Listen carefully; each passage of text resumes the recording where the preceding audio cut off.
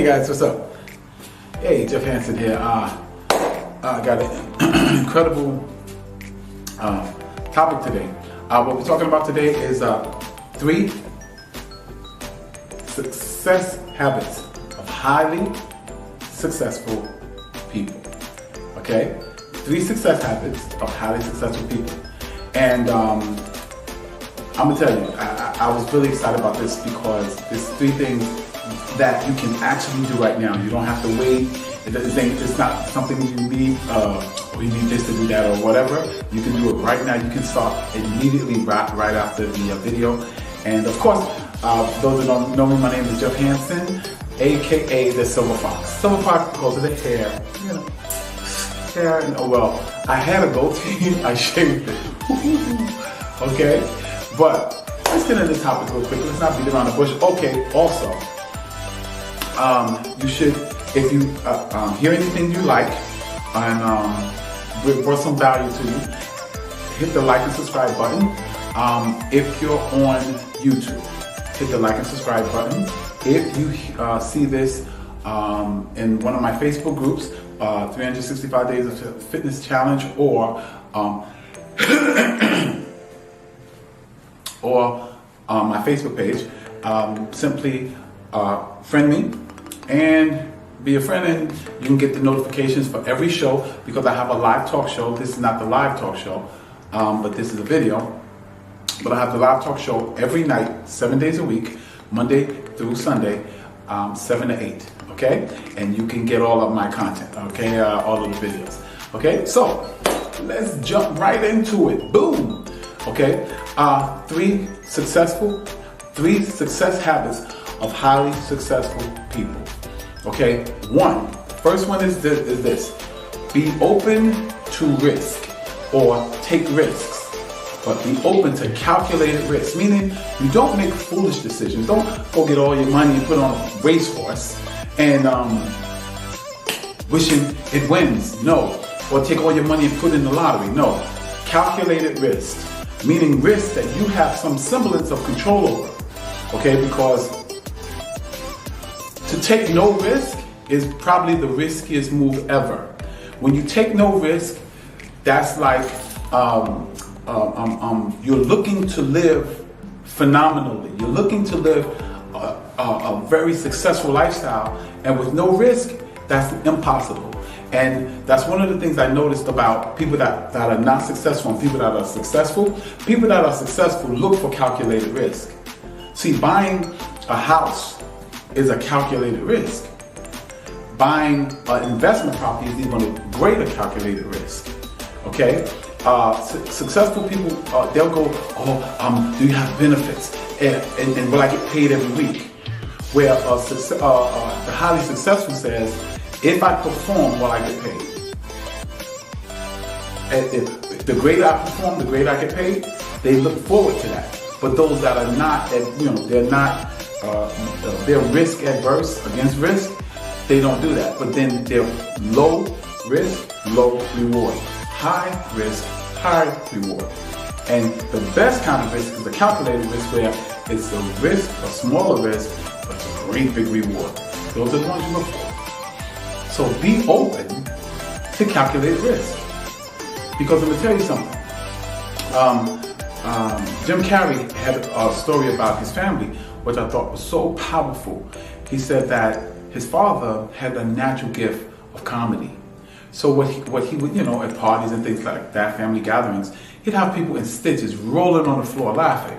So he said his father could have been a great comedian. But he didn't take that risk. He knew it was a risk, and he decided not to take it. He became an accountant instead. A nice, safe accountant job, right? He ended up getting fired from that accountant job, and their family struggled to make ends meet, struggled to put food on the table. See, and he said the lesson that he learned, and I thought this was so powerful, he said the lesson that he learned from that was, you can fail at what you don't know. So you might as well go after what you love. Wow, that hit me like a ton of bricks. I said, you know what? That's true. And so I started gearing my life toward calculated risk. I started opening the door to calculated risk. It was a calculated risk that got me this beautiful apartment. It was a calculated risk that got me my vehicle that I'm driving now. That's actually having me making $1,400-$1,500 a week. It is, all these things are calculated risk. Calculated risk means starting my wholesale company. Calculated risk, building a gym and taking on clients to train. All these things are calculated risks. But I've been safe before, and I was working 12-hour days, standing in a warehouse, putting food in a basket. I've taken the safe way, and I ended up struggling every single day to make ends meet. No. I'll do it the way my mentor told me. Calculate the risk, Jack. Calculate the risk, calculate the reward, and if it's worth, take the risk. Okay? 2. Number 2 habit of highly successful people. Think big. Think big. There's a book that I read years ago called The Magic of Thinking Big. I've read it recently too. The Magic of Thinking Big. The magic of thinking big is, if it's not big enough, it doesn't create that excitement that gets you up early, to make you work harder than you'll ever work, to make you train harder than you'll ever train. It gotta be big. If it's not scary, it's not big enough. If it doesn't scare the people around you, and the people around you start laughing at you because you set that goal or that dream or that aspiration, it's not big enough. Do you not know it takes just as much strength to shoot for something small than to shoot for something big? But you know what the difference is? If you get something small, what do you got? You get something big, you got something that satisfies you, something that make you say, oh man, it was worth it. I remember it was a New Year's morning. I got up and I just started running. I wanted to run, and I went out running, and I said, this year I want to do something that I've never done before, and I wanted so far out of my comfort zone. Oh my God, I want it to terrify me. So I said, I'm gonna run a marathon. The most I'd ever ran was the 5 miles I ran in the Marine Corps. I'm gonna run a marathon. So then I didn't even know how much a marathon was, so I went and looked it up. 26.2 miles. I said, Lord have mercy, what? Man, boy, are you crazy? Especially you 49? You gonna run your first marathon? You crazy. I said, you know what? I'm gonna do it. So I made up my mind. Started downloading the stuff and reading marathon books, watching marathons, watching those Africans who are amazing. And I started training. At first I ran around the block, ran half the block, walked half the block. Then I could run the whole block. Then I could run 3 blocks. Then I could run a half a mile. Built up. Got to the place.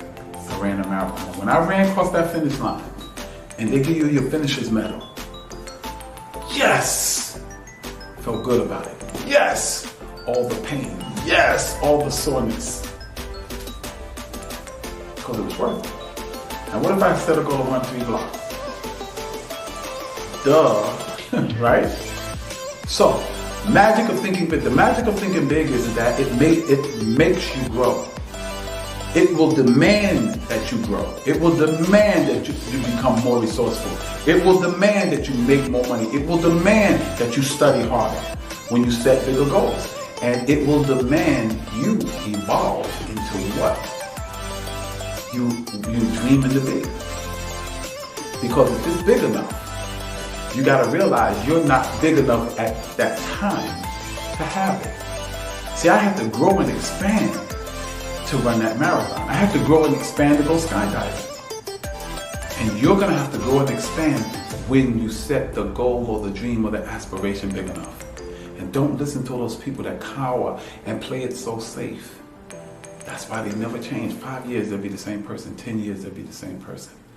You want to evolve in all that you can be. And only pressure does that. And pressure comes by dreaming and going after goals and dreams and aspirations that are outside of your comfort zone, outside of what you can presently do. I was talking to some guys in the gym, and I was squatting and I got stuck and I had to throw the weight off. And guys was like, yo, man, you gotta be careful, man. I said, no. I said, you don't understand. That set right there is what I came to the gym for. Because that set showed me showed me that I was not where I needed to be. And now I have a target. I said, that's what I come to the gym looking for. Failure. Because failure inspires me to be greater. See, it might look like a mountain now to you, and that's because you're at the size that you are. But see, the mountain can't grow, but you can. That mountain can become your molehill if you keep growing and following. And the only way you do that is you go for something that's bigger than what you're used to. You have to think big. That's habit number 2. So let's go over real quick. Habit number 1 was be open to calculated risk. Risk that you can kind of control a little bit, so it becomes calculated. And if the risk is small and the reward is great, go for it. Kick fear in the face and go for it. Feel the fear and do it anyway. What's number 2? Thinking big. You have to think big. There's magic and there's boldness in big thinking. And it will create in you a desire to be a bigger person. And the bigger and greater you become, the bigger and greater you can build your life. Okay, let's go. Number 3. Number 3 is the one, oh my goodness, I struggle with it. I struggle with it now even. But I gotta get better and better and better. It's gonna make me keep growing. It's gonna make me keep coming. So I can grow into all that the Creator has put in me. And I can access all that great potential. And that is writing it down. Woo! That's one of the hardest things for me to do. Is have a notebook in my pocket and write it down. What you doing? Writing it down. What are you writing down? What I gotta do tomorrow. What are you writing down? The goals for myself physically, the goals for myself financially, the goals for myself spiritually, the goals for myself weight-wise, health-wise, blood pressure-wise. You know, I set those goals, my savings goals, my investment goals, writing them down, And actually writing it down, I said in another video on YouTube, on my YouTube page, is writing things down is the first act of creation that takes something out of your headspace and putting it into the physical world. It becomes the blueprint. And if you keep following and keep growing and keep coming, and guess what? That becomes starts to blossom into the manifestation of that thing that was once in your head. And remember this, as long as it's in your head, it's a wish. It doesn't become a goal until you write it down. So habit number 3 is write it down. It puts it deeper into the subconscious mind. It sinks that commitment level deeper. It intensifies that desire for it when you write it down. Especially when you write it down and hang it up in the place that you're going to look every single day. So write it down. So number 1 was, anyone remember? Be open to calculated risk. Be open to calculated risk. You cannot play life safe. No one survives life. We all gonna die. But go after it, man. Don't be controlled by fear. Don't let fear paralyze you. Let fear galvanize you to become all that you need to be. 2. What's number 2? Thinking big. You have to think big. There's magic and there's magic in it. Magic and boldness in it. You become greater when you think big. Your compensation is so much better when you think big. And remember, it takes just as much strength to think big as to think small. But here's the problem. What if you accomplish what's small? It's small. But if you accomplish what's big, there's a sense of satisfaction, there's a sense of greatness, there's a sense of accomplishment that you have. And remember, if what you're thinking about, if the goal you set or the dream you set, if it doesn't scare you, it's not big enough. If people are not laughing at you because they think it's foolish, it's not big enough. It has to have the power in it to embarrass you. Think big. That's number 2. Number 3 is write it down. The first act of creation, of manifesting it from the spiritual world to the natural world, is writing it down. Because that's something in the spiritual world that only you know about, and you just put it on concrete paper. And remember, as long as it's in your head, it's a wish. When it gets into when you write it down, it becomes a goal. That's a major difference. Because that will make you stay focused on it because it's right there. Okay? So there's 3 steps, 3 habits of highly successful people are: 1, be open to calculated risk. 2, think big. 3, write it down. Okay, this is Jeff Hansen, aka the Silver Fox. And remember, if you want to subscribe to our channel, go on the channel, check out some of the videos. Got a lot of good content on there.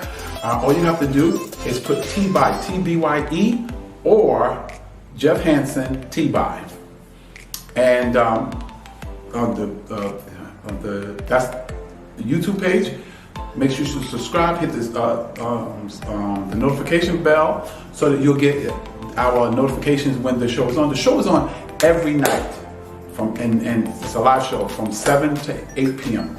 Okay? I hope to see you there. Make comments and let us know what you would like to hear, what you would like to see, and we'll try to accomplish that. Do that, okay? Also,